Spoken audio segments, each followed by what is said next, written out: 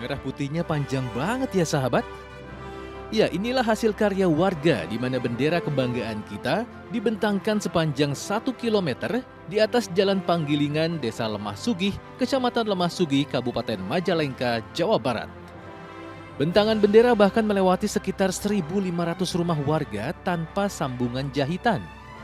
Ini merupakan bentuk antusiasme warga Lemah Sugih, mulai dari tokoh masyarakat hingga Karang Taruna menyambut ulang tahun kemerdekaan ke-79 Republik Indonesia pada 17 Agustus tahun ini. Kalau pinginnya sih 10 kilo, gitu kan. Cuman sekarang baru tercapai 1 kilo.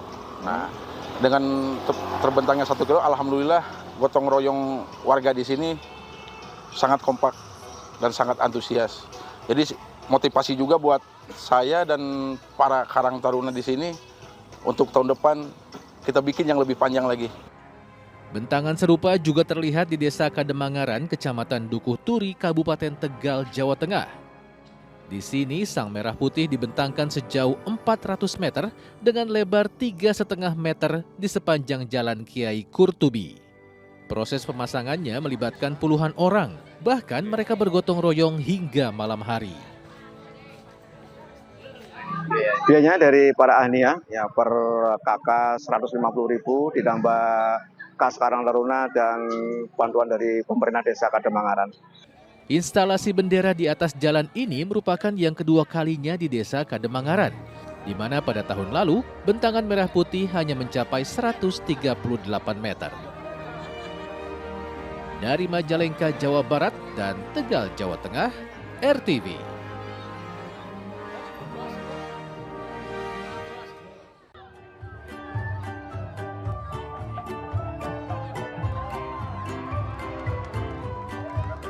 Seru, lucu, dan penuh keceriaan. Itulah suasana yang terlihat saat lomba panjat pinang di Desa Tohudan, Kecamatan Colomadu, Kabupaten Karanganyar, Jawa Tengah, di mana para pesertanya adalah anak-anak di bawah 10 tahun hingga SMP. Hadiah yang tersedia di puncak pinang setinggi 2 meter ini cukup menggiurkan. Mulai dari minuman ringan, peralatan sekolah, hingga hadiah utama 3 buah sepeda gunung. Nah, supaya lebih menantang, batang pohon pinang ini sudah dilumuri oli dan minyak dulu tentunya. Namun dengan penuh kesabaran dan semangat gotong royong, anak laki-laki hingga perempuan menopang satu sama lain agar temannya yang paling ringan bisa sampai ke puncak mengambil hadiah. Susah. Untuk orang tua. Terus ini hadiahnya mau dibagi atau gimana? Partisipasi dalam acara. Panjat pinang untuk dewasa juga tersedia di sebelahnya dengan ketinggian jauh di atas pinang untuk anak-anak. Dan mereka yang berhasil sampai puncak pun tak mau menyia-nyiakan kesempatan untuk langsung menyapu bersih hadiah yang ada di atas. Ini bentuk apresiasi masyarakat Tohudan Wetan, RW 4 Desa Tohudan Wetan untuk Mangayu Bagio hari ulang tahun Republik Indonesia yang ke-79 tahun 2004 di Dusun Tohudan Wetan, Pak. Selain mengadakan berbagai lomba dalam memeriahkan HUT ke-79 RI, panitia juga akan menggelar pasar rakyat dengan melibatkan pelaku UMKM, serta malam pentas seni dan hiburan. Dari Karanganyar, Jawa Tengah, Joani Augusti, RTV.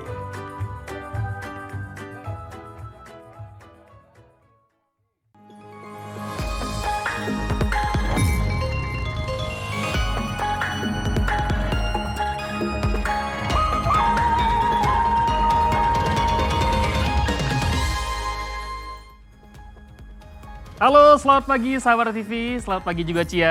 Ya, selamat pagi Oscar. Ini tentunya kita dengan semangat kemerdekaan ya, karena sudah bulan Agustus ini. Benar, bulan Agustus, bulan kebangsaan ya. Nah ini juga ternyata sudah ada beberapa daerah yang sudah mulai melakukan lomba-lomba nih Oscar. Seperti di Karanganyar tadi ya, kita lihat tadi anak-anak tadi semangat sekali mengikuti perlombaan untuk panjat pinang. Iya, karena biasanya kan orang dewasa ya. Tentu itu tadi cuma 2 meter dan tetap harus hati-hati nih anak-anaknya. Betul. Selain itu kami tentunya sudah menyiapkan sejumlah informasi lainnya dalam Lensa Indonesia Pagi. Langsung saja kita buka bersama saya Oscar Haris. Dan saya Felicia Bu, ini dia Lensa Indonesia Pagi sengkapnya untuk kamu sahabat RTV.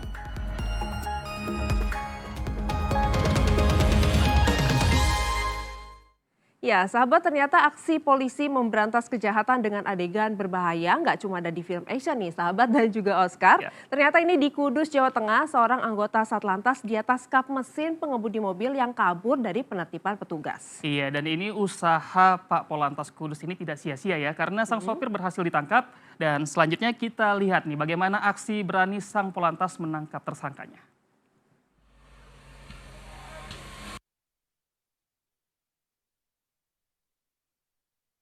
Waduh, Pak Polisi lalu lintas ini ada di atas kap mesin mobil dan berusaha menghentikan mobil ini. Ada apa? Tapi mobil tersebut tidak berhenti. Malah sang pengemudi tancap gas, melaju kencang di jalan raya Lingkar Selatan di wilayah Kudus, Jawa Tengah.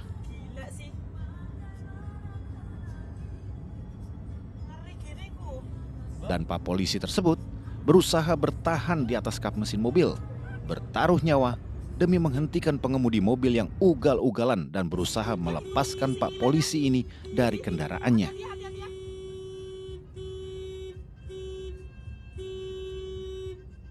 Astaga.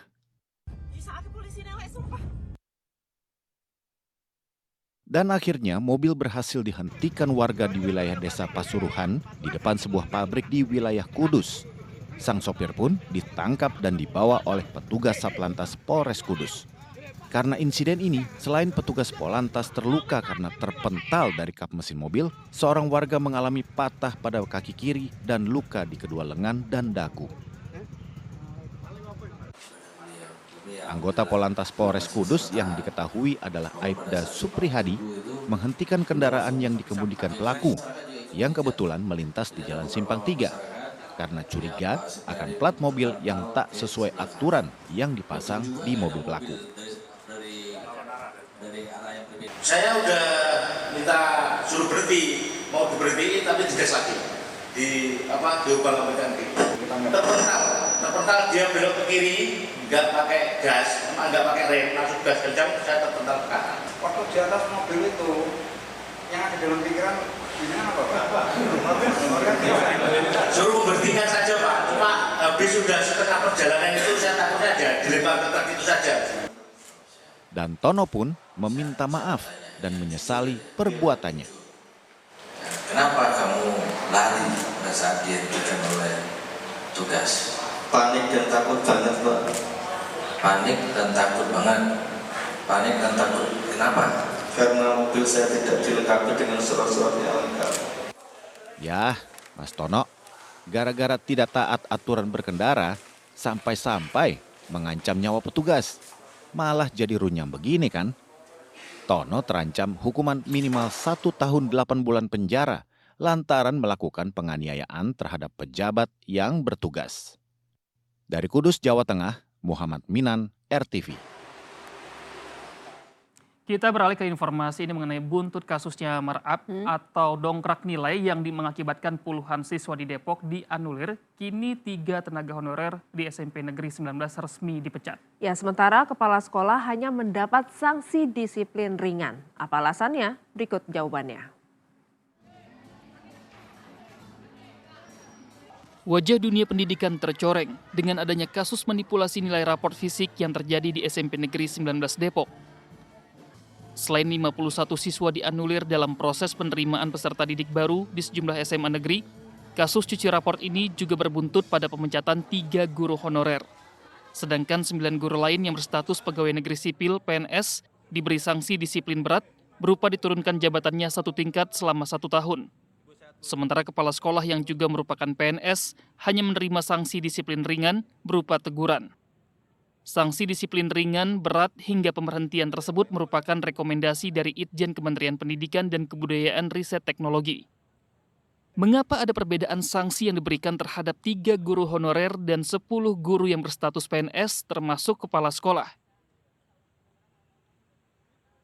Sebagaimana yang telah diatur oleh PP nomor 94 tahun 2021. Jadi ada hukuman ringan, ada hukuman sedang, ada hukuman berat. Kalau di dalam proses penilaian itu kan selama 3 tahun. Kebetulan kepala sekolah ini kan termasuk kategori baru ya. Tidak mengikuti 3 tahun berturut-turut.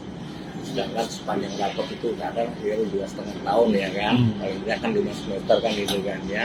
Beliau juga tidak, dan kebetulan beliau juga tahunya setelah ada kejadian seperti ini. Sebenarnya PNS kan berarti 10 ya, karena yang satu kepala sekolah, yang 9-nya PNS, bawahnya kepala sekolah.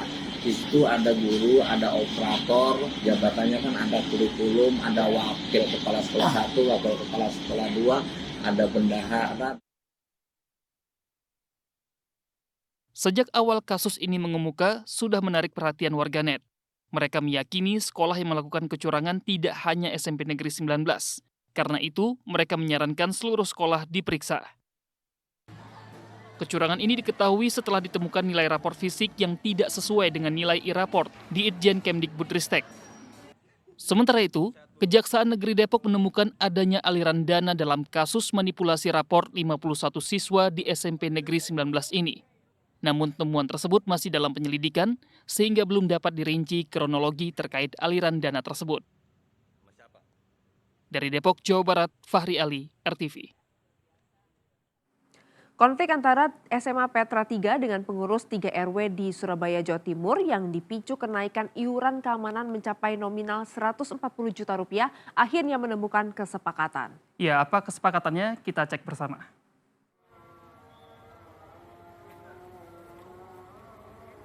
Tak ingin perseteruan antara pengurus 3 RW di perumahan Manyar Tompotika dengan pihak sekolah Petra semakin memanas, Wali Kota Surabaya, Eri Cahyadi, akhirnya turun tangan menyelesaikan masalah yang dipicu kenaikan iuran keamanan. Dalam pertemuan tersebut diketahui bahwa selama ini pengurus sekolah Petra menitipkan iuran ke RW untuk keamanan, penanganan lalu lintas perumahan, dan lingkungan. Namun setelah pihak sekolah Petra keberatan dengan kenaikan iuran dari 32 juta ke 35 juta per bulan, akhirnya disepakati bahwa sekolah Petra tidak lagi dibebankan iuran. Namun Petra harus menangani kemacetan dan perawatan lingkungannya secara mandiri. Sehingga apa, teman-teman RW sudah menyampaikan, wis mari Pak, jika ono fitnah, aku juga gelem nerima apapun. Dan Petra yo luar biasa, meskipun jenengan gak nerima apapun, saya tetap akan menyelesaikan yang kasus-kasus menjadi tanggung jawab saya. Jadi yang dulu uangnya dititipkan ke RW, sekarang tidak dititipkan ke RW, langsung dicekel Petrai, langsung didandani sampai Petrai. Contoh, koyo enjeng godok sing nang ngarep selama ini dikerjakan oleh RW, maka itu dikerjakan oleh Petra. Selain menyepakati hasil pertemuan ini, salah satu ketua RW Manyar juga mengklarifikasi terkait tudingan pungli yang dilakukan para RW terhadap Petra sebesar 140 juta. Melainkan 3 RW dan pihak sekolah Petra patungan untuk membayar gaji petugas keamanan. Begini yang viral kan, kami Petra itu menyetor ke kami 140 juta setiap bulan. Mungkin ini yang perlu diklarifikasi Pak. Ya jadi Petra itu menyetor ke kami itu 32 juta. Itu 1 juta bos. 32 juta. Kami 32 juta. Kami 32 juta. Petra 32 juta. 2 RW juga 32 juta. Petra nanti akan melakukan CSR untuk melakukan pembenahan di lalu lintas supaya tidak terjadi kemacetan, ataupun terjadi kemacetan urainya lebih cepat. Kami juga bekerjasama nanti dengan Dishub untuk membantu kami memberikan perhitungan bagaimana caranya supaya lalu lintas ini bisa terurai dengan lancar di daerah Tompotika.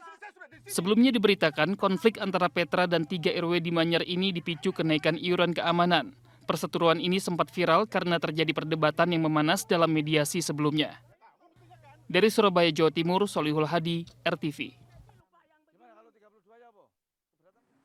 Minimnya fasilitas pendidikan di lereng Merapi yang masuk dalam Kecamatan Kemalang, Klaten, Jawa Tengah membuat ratusan siswa terpaksa belajar di rumah warga.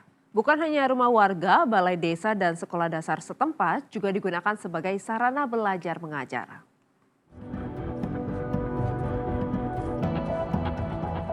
Tak ada rotan, akar pun jadi. Tak ada ruang kelas, teras pun dimanfaatkan oleh ratusan siswa di Desa Tlogowatu, Kecamatan Kemalang, Klaten, Jawa Tengah.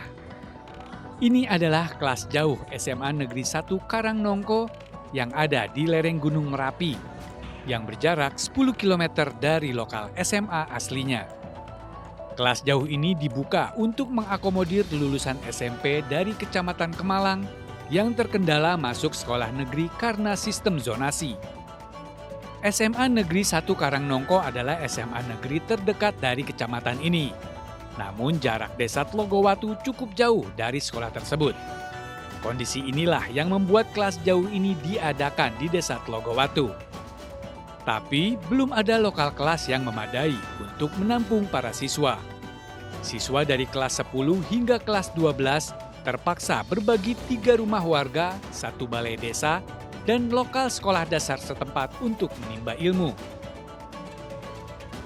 Selain di rumah warga, itu ada yang di kampus 2 dan di kampus 3. Yang kampus 3 itu ada di Balai Desa Sidomuluk, yang kampus 2 ini yang di SD Tlogowatu. Alhamdulillah ya, selalu kita niati dengan ikhlas, itu sangat luar biasa, baik dan berjalan lancar. Semangat untuk anak-anak juga. Warga pun sangat mendukung keberadaan kelas jauh ini. Mereka rela membuka rumahnya untuk dijadikan kelas agar anak-anak bisa belajar. Warga sangat mendukung sekali.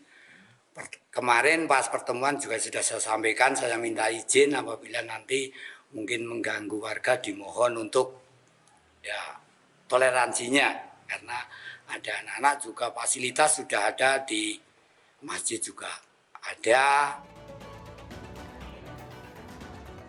Meskipun fasilitasnya terbatas dan belum memadai, para siswa tetap semangat belajar sambil berharap ada lokal sekolah baru yang memadai di desa mereka. Karena belum mempunyai gedung sekolah, baru mau dibangun. Oh gitu. Ya. Berarti teman-teman yang lain juga di rumah warga? Iya.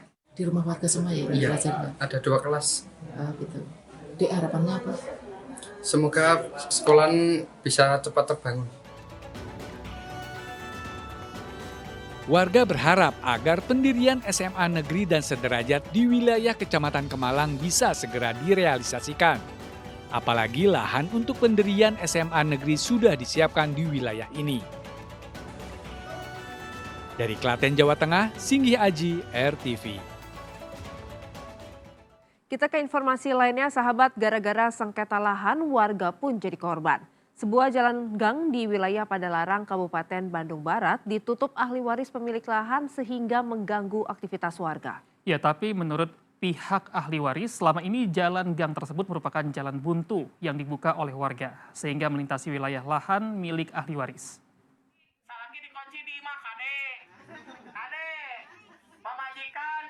Jalan gang yang biasa dilalui warga di lingkungan RT 1 dan RT 2 di Padalarang, Kabupaten Bandung Barat, Jawa Barat ditutup dan sudah menjadi tembok. Tidak tanggung-tanggung, tembok yang menutup jalan gang ini tingginya mencapai 4 meter dan lebar 1,5 meter. Warga sekitar jalan gang ini pun terkejut dan belakangan diketahui jika jalan gang ini ditutup oleh ahli waris lahan tanah permukiman warga di Gang Rahayu ini. Karena merasa ditutup secara sepihak oleh ahli waris, warga pun memprotes penutupan jalan gang tersebut. Kita tidak tahu, saya selaku Karang Taruna di sini, saya tidak tahu duduk permasalahannya seperti apa. Tapi yang jelas, saya juga dapat selentingan, ternyata ini sedang berproses. Ketika sedang berproses ini, sebaiknya berproseslah dengan bijak, berproseslah dengan baik, dengan yang sedang berkonflik. Jangan membawa-bawa jalan umum yang sudah bertahun-tahun, hampir puluhan tahun, dilewati dan dijadikan ini fasilitas umum. Menurut RT setempat, penutupan jalan ini didasari adanya lahan sengketa antara ahli waris dengan sejumlah warga yang tinggal melewati batas lahan milik ahli waris. Warga diklaim RT setempat tak ingin mencampuri urusan sengketa lahan ahli waris.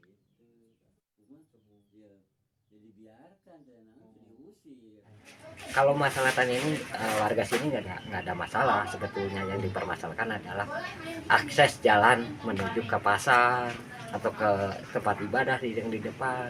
Kan kebanyakan lewat sini ataupun pedagang yang di pasar gitu. Karena menurut informasi dari dulu jalan ini tidak ada. Tapi berbeda dengan pandangan sang ahli waris yang menutup jalan gang ini. Menurut sang ahli waris Marice, jalan gang tersebut diklaim dibuka oleh warga karena pada dasarnya jalan tersebut adalah gang buntu. Dan penutupan jalan gang tersebut dilakukan untuk memperjelas batas wilayah lahan sebagai hak ahli waris untuk menjual tanahnya kelak. Sekarang saya memidanakan sertifikat saya. Ini sertifikat saya asli atau bukan?